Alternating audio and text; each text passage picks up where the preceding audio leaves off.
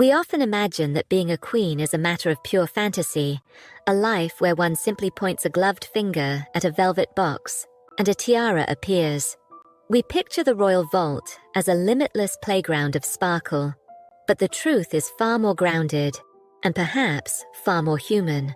For Queen Elizabeth II, the crown jewels were not just treasures, they were physical objects that had to be managed. They had weight, they had sharp edges, and crucially, they had to coexist with the mundane realities of being a living, breathing woman who had to turn her head, shake hands, and eat her dinner. There is a corner of the vault dedicated to what I call the beautiful nightmares. These are the masterpieces that were rejected not for their lack of beauty, but because they waged war against the body of the wearer. Let us begin with a piece that survived the fall of an empire, only to be defeated by a bowl of consommé, the Vladimir Sautoir. The history of this piece is written in blood and snow. These diamonds originally belonged to the Grand Duchess Vladimir of Russia.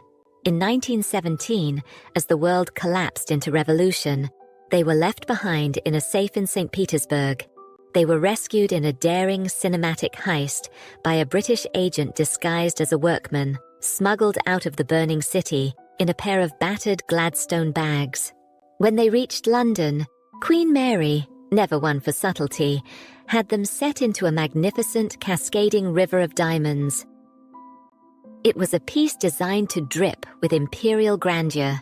But when Queen Elizabeth inherited it in 1953, she looked at this long swinging chain and saw only disaster. Palace insiders tell us that the Queen refused to wear it for a reason that is delightfully practical. She feared it would get in the soup. Imagine the scene. A state banquet, the eyes of the world upon you, and your priceless Romanov heirlooms clanking against the porcelain or dipping into the broth with every movement. It was a risk she simply would not take. And so, the diamonds that survived the Bolsheviks were defeated by the practicalities of a spoon. But if the Vladimir Sautoir was too loose, our next treasure was a prison. This is the Love Trophy collar. Do not be deceived by the romantic name. Commissioned by Garrard in 1901, this is not a piece of jewelry. It is a piece of armor. It is a solid high wall of gold and diamonds, depicting Cupid's arrows and burning torches, designed to completely encase the neck. In the Edwardian era, this was the height of fashion. It forced the chin up and the spine straight, turning the queen consort into a living statue, an idol to be worshipped from afar. But Queen Elizabeth II was not a statue. She was a modern monarch of the television age. She needed to speak, to nod, to interact. To strap herself into the Love Trophy collar would have been to lock herself in a gilded cage of the past. It was a relic of a time when a queen was seen but not heard. Elizabeth, who needed to be both, left it in the dark. This theme of physical restriction continues with a marvel of engineering that attempted to turn diamonds into fabric. Queen Alexandra's collier résil. The word résil translates to fishnet, and that is exactly what this Cartier masterpiece from 1901 resembles. It is a wide, flexible lattice of diamonds that hugs the throat like a second skin. Originally, it was a riot of color, studded with Indian rubies and emeralds, but Queen Mary, in her quest for blinding brilliance, replaced them with large, clear diamonds, turning the net into a wall of pure white ice. It is breathtaking. It is also nearly impossible to wear today. It covers so much skin, demanding such a specific, high-necked Victorian neckline, that on a modern woman it risks looking less like a royal heirloom and more like a costume. The Queen, with her keen eye for the appropriate, understood that some designs belonged to their century. She left the diamond net in its box, understanding that she was a monarch, not a mannequin. And finally, we must speak of the emerald choker. This was a piece born of the empire, a gift from the ladies of India, transformed by Queen Mary into an Art Deco masterpiece of 14 large emeralds set in platinum. It is geometric, bold, and undeniably stylish. Yet for Elizabeth, it remained unworn. The reason was a matter of sensory preference. The Queen famously disliked the sensation of anything tight around her throat. She preferred necklaces that sat lower, allowing her to breathe. The constriction of a choker was simply too uncomfortable for a woman who spent hours making conversation at diplomatic receptions. She respected the emeralds, but she respected her own comfort more. However, the Queen was a wise custodian. She knew that just because a jewel didn't suit her body, it didn't mean its life was over. She knew that one day, a woman with a longer neck and a more daring spirit would come along to unlock the fire in those green stones. But while physical discomfort is a valid reason to reject a jewel, it is the easiest hurdle to overcome. There is a much deeper, darker reason why some boxes in the royal vault remained sealed for 70 years. Sometimes you don't wear a jewel because it hurts your neck. You don't wear it because it hurts your heart. But physical pain is a fleeting thing. A pinch of a clasp or the weight of a stone is easily forgotten once the jewels are returned to their velvet beds. There is, however, a different kind of weight that does not lift so easily. It is the weight of memory. In 2002, Queen Elizabeth II suffered a double tragedy, losing both her sister and her mother in a matter of weeks. With their passing, she inherited a treasure trove of personal jewelry.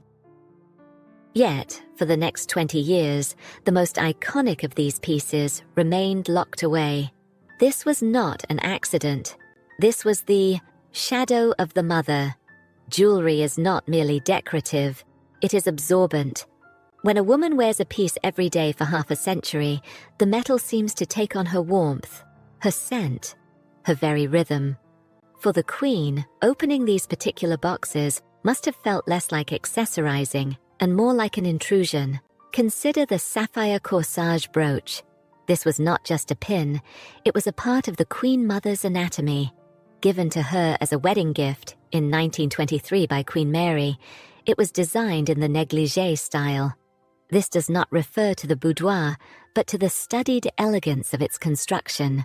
A diamond and sapphire floral scroll from which two unequal tassels hang, swaying gently with every movement. For 80 years the Queen Mother pinned this to her shoulder. It was there at christenings, at jubilees, and in the carriage rides of her widowhood. It was as essential to her silhouette as her brimmed hats. When Elizabeth inherited it, she placed it in the vault and stepped away. To wear it would perhaps have felt like identity theft, an attempt to mimic a woman who was inimitable. Then there is the sheer overwhelming power of the Greville emerald necklace. These stones are the stuff of legend. Square-cut emeralds of a green so deep they resemble bottled forest shadow, framed in geometric diamonds. They came from the famous black tin trunk left by the society hostess Mrs. Greville, and whispers have always lingered that some of these stones may have once graced the neck of Marie Antoinette. The Queen Mother wore this necklace as a statement of dominance. It was her empress piece. Yet her daughter, the actual reigning queen, never wore it. Elizabeth's style was one of containment and discretion. This necklace screamed of opulence and power. It was too loud for Elizabeth's quiet authority, and perhaps too haunted by the formidable personality of the woman who wore it last. But the silence in the vault deepens when we look at the Greville festoon necklace. If the emeralds were a statement, this piece was a shout. It is a monumental construction by Cartier, 5 rows of diamonds that drape across the chest like a bib of fire. The Queen Mother famously wore all 5 rows at once, a wall of light that announced her arrival before she even entered the room. For Elizabeth to wear this would have required a fundamental change in her nature. She was a woman of pearls and single strands. The festoon necklace was a relic of a grander, more theatrical Edwardian age that died with her mother. To revive it would have been a costume, not a tribute. However, there is one piece where the silence tells a story, not of style, but of heartbreak. This is the silver anniversary flower brooch. It is a small thing compared to the festoon. A diamond and emerald tropical flower with a gold stem, but its value cannot be measured in carats. It was a gift from King George VI to his wife in April 1948, marking 25 years of marriage. The Queen Mother cherished it. She wore it constantly during her long widowhood, a glittering, tangible connection to the husband she had lost too soon. When you look at a jewel like that, you do not see a brooch. You see a private conversation between two people who loved each other desperately. For the daughter to wear it? No, that would be a trespass. Some jewels are too intimate, too soaked in the specific love story of their original owners. Queen Elizabeth understood that the greatest respect she could pay to her parents' marriage was to let this symbol of it rest. There was, however, a single exception to this rule of silence, and it is poignant. The teak flower brooch is a chaotic, fussy Victorian piece. A large diamond flower with a detachable chain and dangling pendants.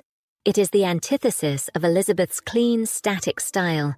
She hated jewelry that moved or cluttered her outfit, yet in 2010 she wore it, just once.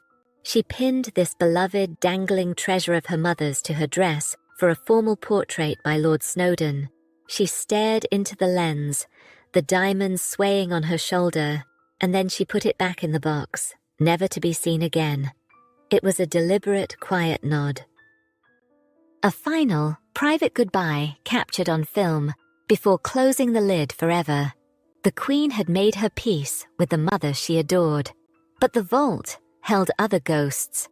There were pieces that belonged to a different spirit entirely, jewels that sparkled with the dangerous, rebellious glamour of a sister who lived life in the headlines. If the Queen's refusal to wear her mother's jewels was an act of reverence, her rejection of the next collection was an act of definition. The royal family is built on a brutal hierarchy, the heir and the spare. One is born for duty, silence, and the crown. The other is left to navigate a life of privilege without purpose, often finding their voice in glamour, parties, and rebellion. Queen Elizabeth II was the heir. Her sister, Princess Margaret, was the ultimate spare. Margaret was the wild Windsor, chain-smoking, whiskey-drinking, and dazzlingly chic. She lived in Technicolor, while Elizabeth lived in grayscale. And the jewelry associated with Margaret reflected this spirit. Sharp, fashionable, and undeniably party-ready. For the Queen to wear these pieces would have been a contradiction. It would have been the monarch trying to play the socialite. The most glaring example of this is the lotus flower tiara. This jewel began its life as a necklace, a wedding gift to the Queen Mother in 1923, but it was quickly dismantled and reborn as a tiara of delicate papyrus leaf arches topped with pearls. It is light, it is low, and it sits on the head with a flapper-esque ease. Technically, this tiara belonged to the Queen, but spiritually, it was Margaret's. In the 1960s and 70s, this was Margaret's signature. She wore it low on her dark hair, often paired with a cigarette holder and a knowing smile. It became a symbol of her independence. When Margaret died, the tiara returned to the main vault. The Queen held it in her hands, this delicate circle of diamonds that had seen so many late nights and hushed conversations, and she put it away. To wear the lotus flower would be a strange kind of identity theft. It would be the responsible older sister trying on the leather jacket of the rebellious younger one. It simply didn't fit. The Queen, secure in her own identity, turned the vault into a lending library. She sent the tiara to the next generation, knowing that its energy required youth, not majesty. But the story of the halo tiara is even more telling. We know this piece now as the Kate Middleton tiara, the blindingly famous halo of light she wore to marry Prince William. But before that global moment, this tiara was a symbol of rejection. Commissioned by King George VI for his wife in 1936, this scrolling band of diamonds was gifted to a young Princess Elizabeth for her 18th birthday. It was meant to be her starter tiara. It was perfectly lovely, perfectly appropriate, and perfectly unworn. Elizabeth never put it on her head in public, not once. Why? Perhaps it was too small. Perhaps it was too modest. Or perhaps even at 18, she knew she was destined for heavier crowns. Instead, she loaned it out. It became the traveling crown for the women of the family who needed a bit of sparkle but held no constitutional power. Margaret wore it to coronations. Princess Anne wore it as a teenager. It became the tiara of the other women. The Queen seemed to say, "This is lovely, but it is not for the sovereign." She kept the heavy historic diadems for herself and let the halo drift to the sidelines, waiting for a future duchess to give it meaning. And then there is the meander tiara. This is a piece that carries the stark geometric lines of Greek antiquity. It is a diamond bandeau featuring the classic Greek key pattern, punctuated by laurel wreaths. It was a wedding gift to Elizabeth in 1947 from her mother-in-law, Princess Alice of Battenberg. It was a piece of Prince Philip's heritage, a nod to his Greek roots. It was personal, it was familial, and Elizabeth ignored it completely. She never wore it. One might suspect the design was too stark, too modern for her tastes, but there is a deeper resonance here. Princess Alice was a complex figure, a nun who smoked, a woman who had been institutionalized, a figure of intense, eccentric piety. She was, in her own way, as unconventional as Margaret. The Queen, the guardian of stability, passed this tiara directly to her daughter, Princess Anne.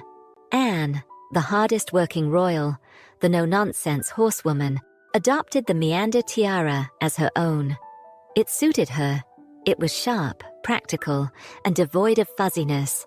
In doing so, the Queen once again curated the image of the monarchy.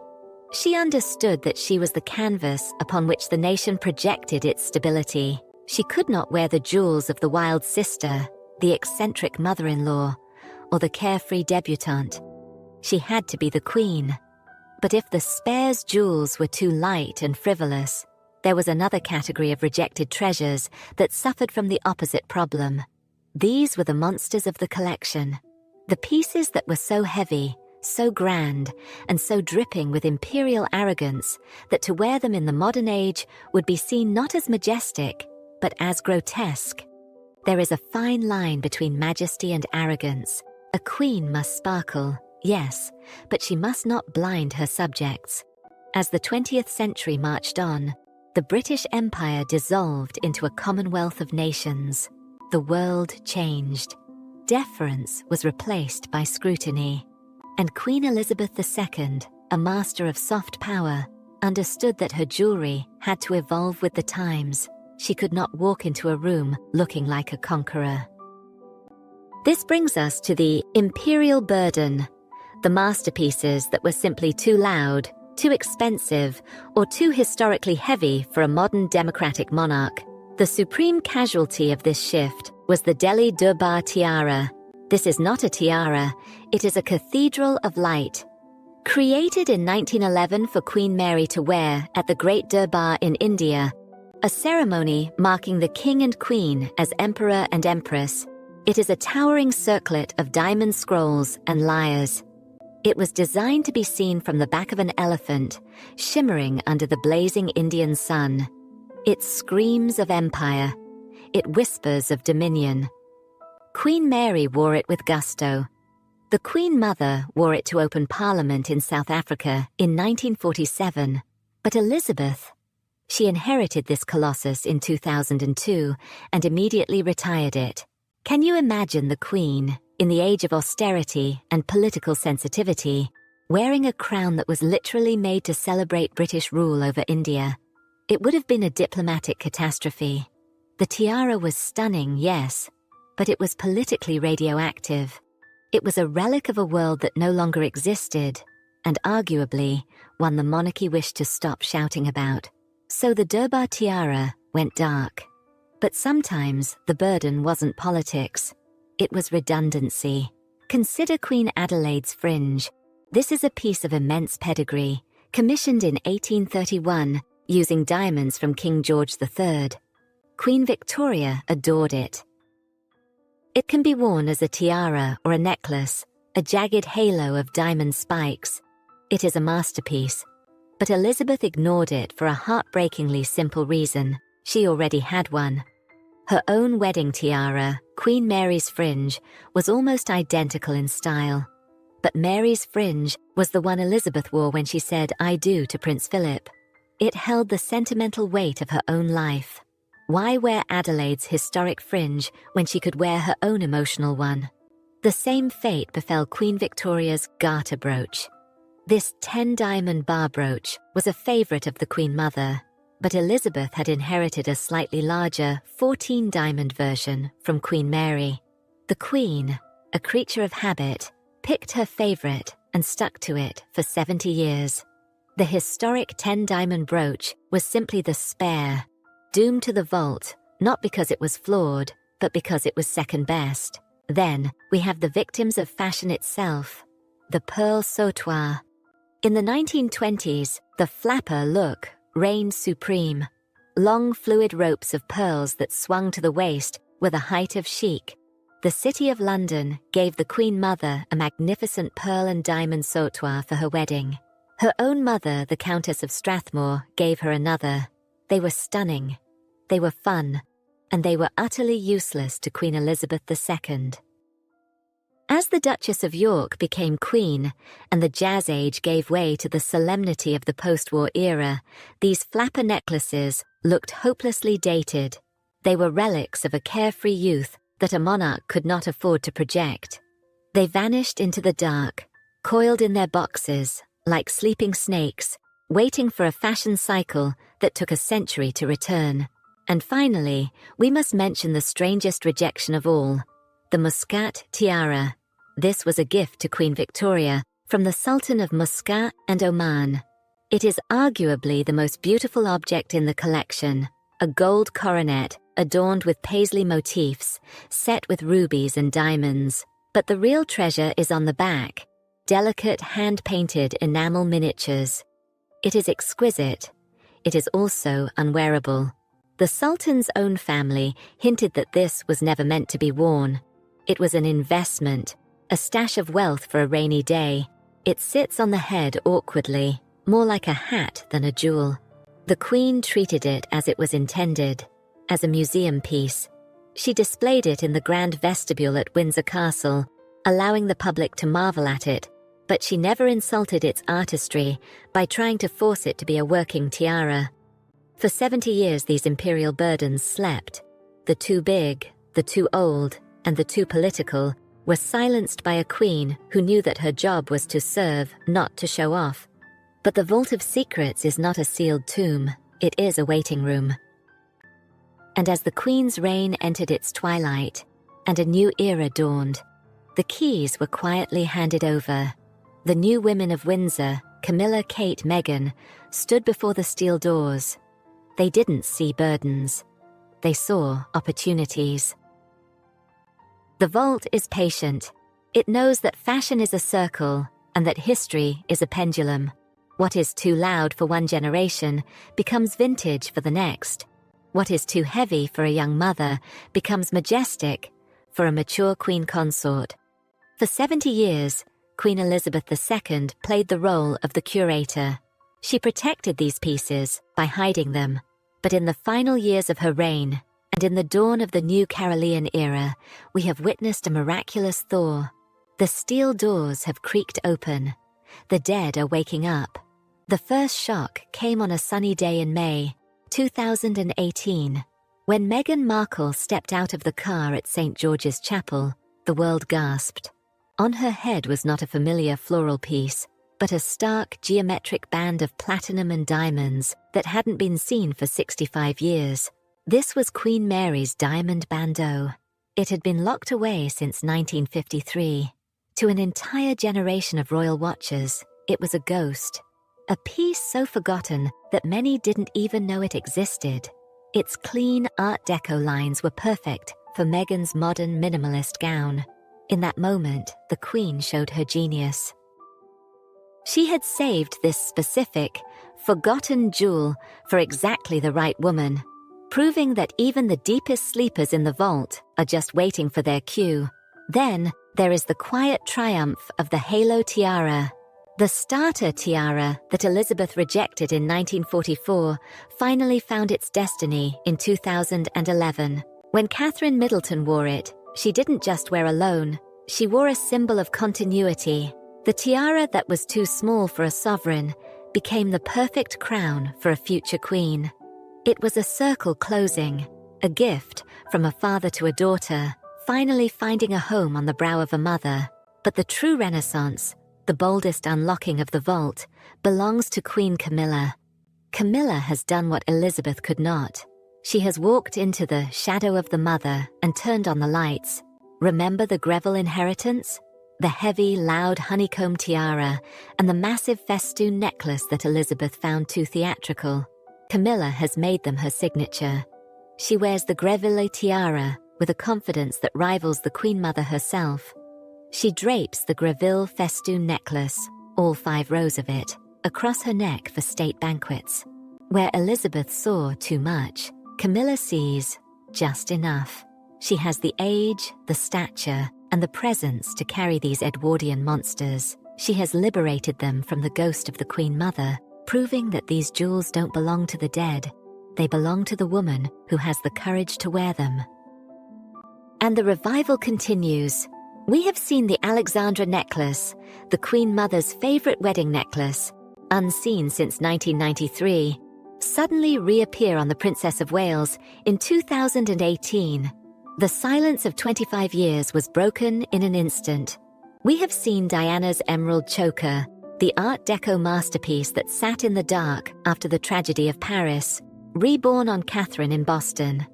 She didn't wear it as a headband, she honored the past without mimicking it. This is the ultimate secret of the Royal Vault. It is not a graveyard, it is a theatre. The actors change, the costumes are restyled, but the show goes on. Queen Elizabeth II understood this better than anyone. She left these treasures in the dark not to bury them, but to save them. She knew that by not wearing them, she was preserving their power for the future. She was leaving a legacy of discovery for the women who would come after her. So, the next time you see a flash of diamonds on the balcony of Buckingham Palace, look closely. It might be a new acquisition, or it might be a sleeping beauty, 100-year nap, blinking in the sun.